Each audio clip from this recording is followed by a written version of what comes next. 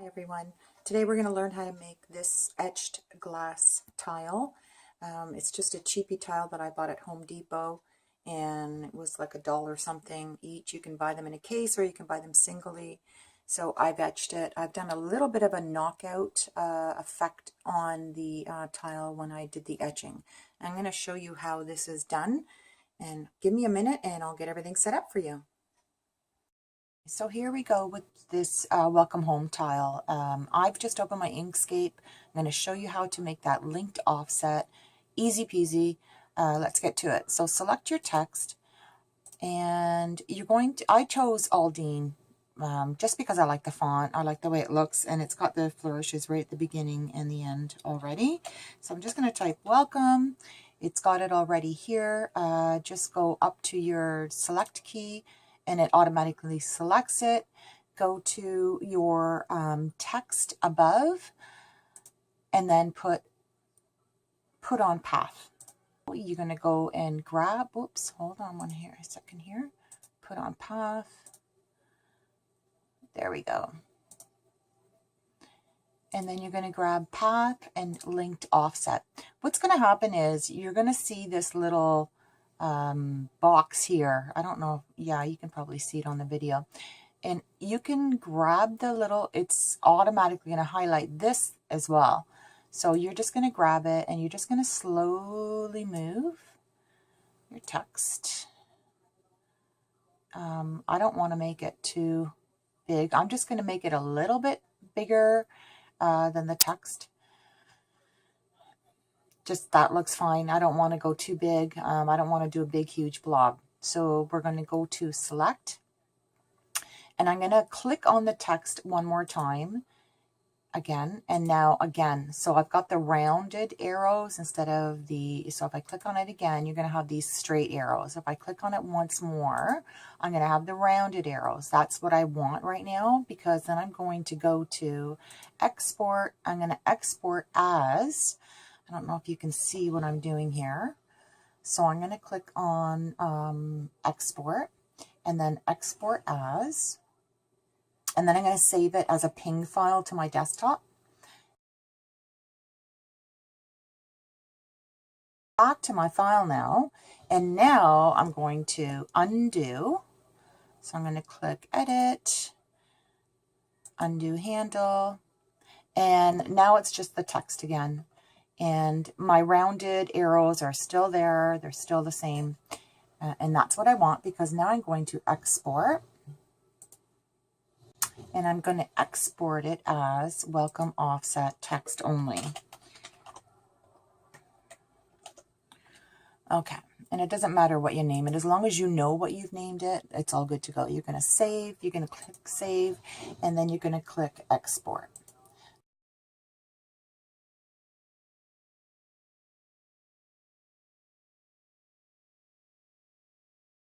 We're on Design Space, and we're going to upload the text, the welcome text, and the offset of it, the linked offset. So I'm just going to go to upload. I've just previously done them already, so I'm not going to go and upload them again from the desktop because I've already done this.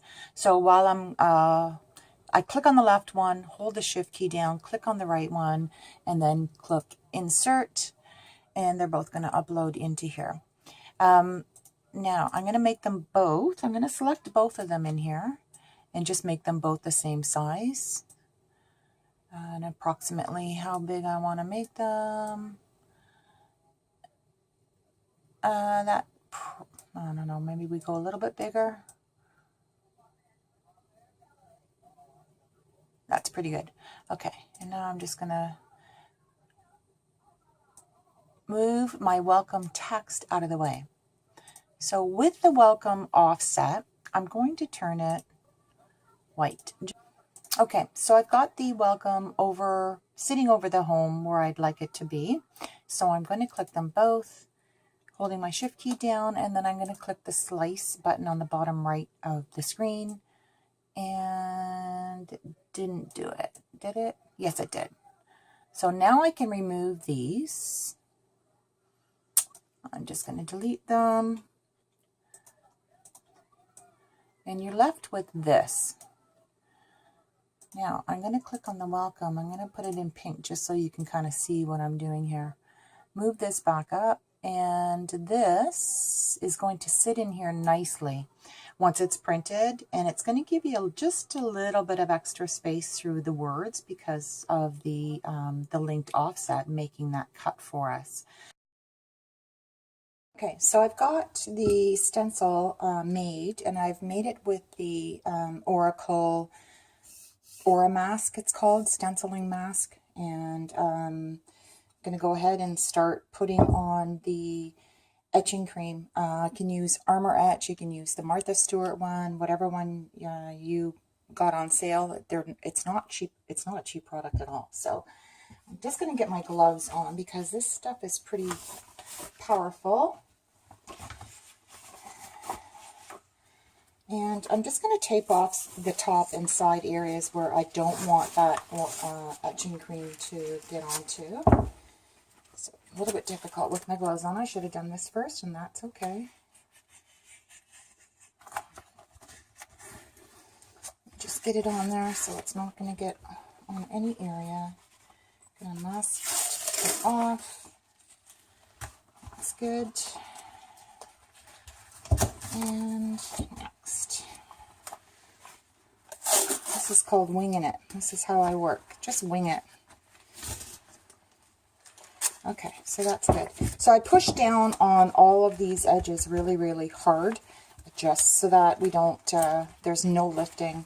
None of that Armor Etch is going to get under there. Everything's been pushed down really hard. I'm just going to take that glove off and finish it off just to make sure 100%. And remember, we did that cutout, so it kind of, this looks funny, but you'll understand once this is all done and I've taken this stencil off, you'll understand. So I'm just going to put an old towel down below, just so there's no risk of any of this Armor Etch getting onto my material, because this is my work material, it's my work surface. So there we go.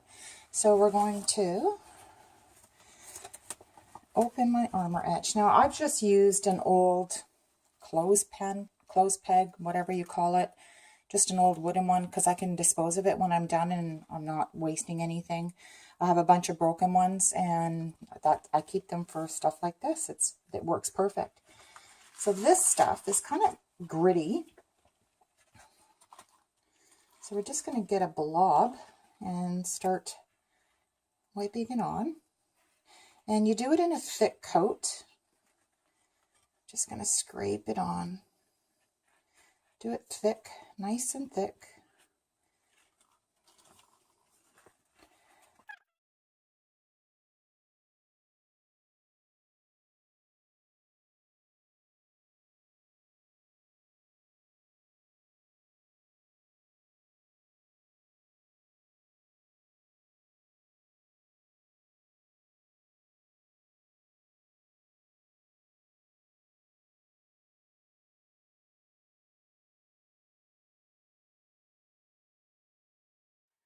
So that's done.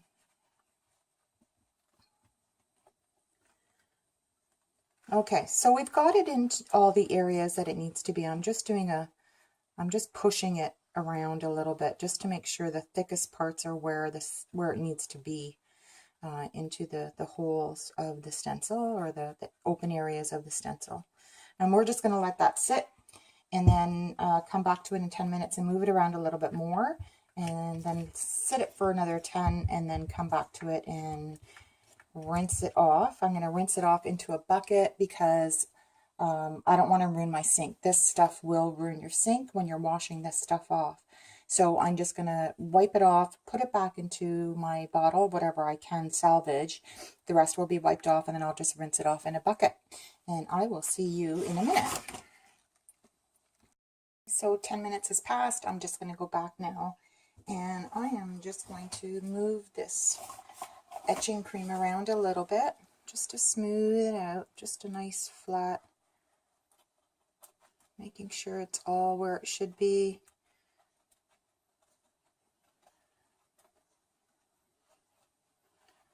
Move it around just a tad. just in case I did miss any areas. At least the second time around it will get it, and it'll go where it needs to go, hopefully, with luck. I've got it all.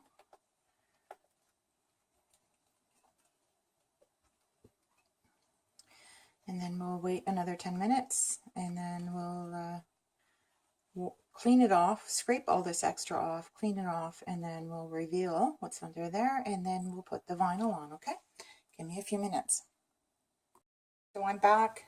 I'm going to put on my gloves, and we're going to scrape the excess etching cream. I'm just going to get a new... Now, I've used clothes pegs just because I had them handy. You would probably want to use something longer, maybe a good craft stick, something would, but it's something disposable, because it's useless once this is used. So, and you don't really want to keep it around.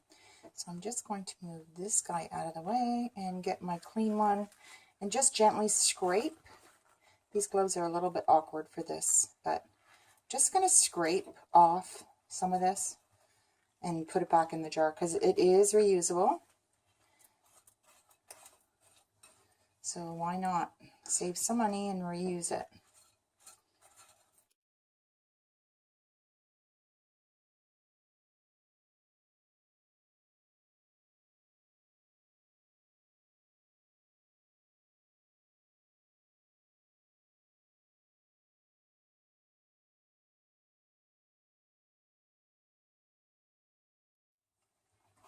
So I'm going to get my paper towel.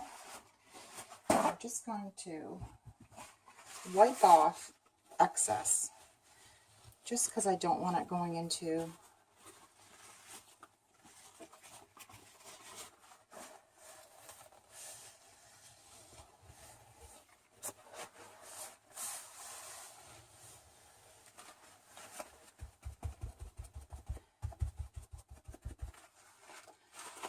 going on the sides of this at all. So I'm just going to quickly clean that off.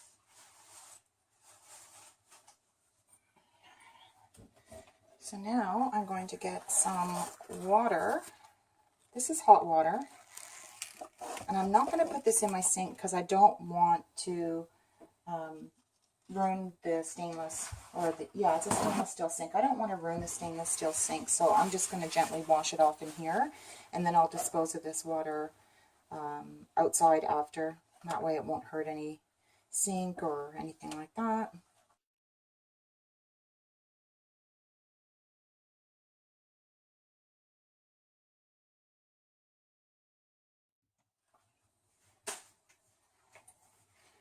And then we're going to take this off.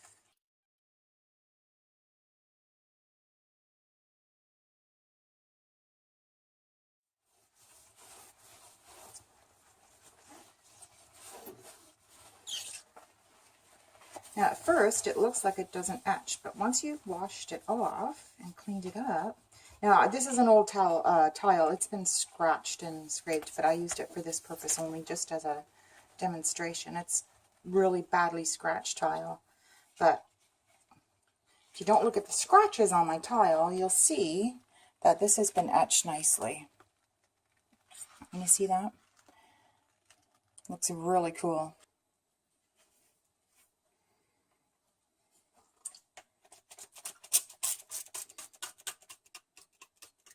So this is just rubbing alcohol that I'm putting on it, just to give it a final good clean and prepare it for the vinyl. Just make sure that it's totally cleaned off. Probably put way too much on there, but that's okay. Woo, those fumes. That's strong rubbing alcohol. And again, mind that the tile was scratched previously. That's not the etching cream that did that. That's my scratched old tile. But I'm just doing this just for your purpose, just so you can see. So I'm going to remove this, get it out of the way. I'm going to prepare this baby for my vinyl. So I've got a piece that insert cut, and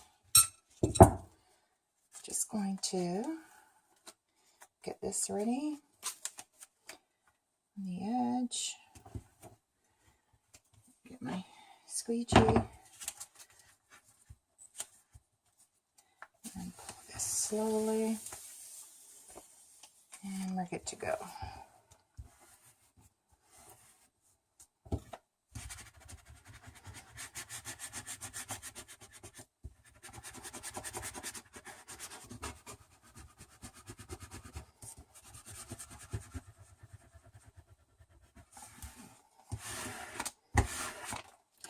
And I'm just using the clear contact paper from Walmart. I don't use the really expensive stuff unless I absolutely have to. Unless it's for a certain application, then I will. But otherwise, I just use this.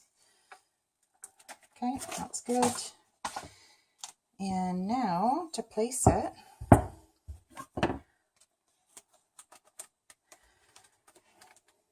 where we want it. So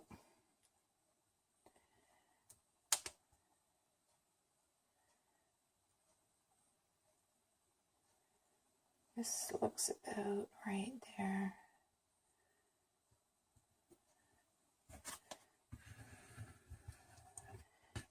There we go.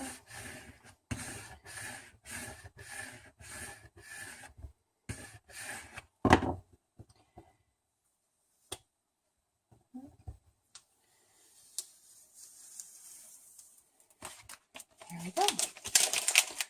And there you have etched, welcome home, etched tile.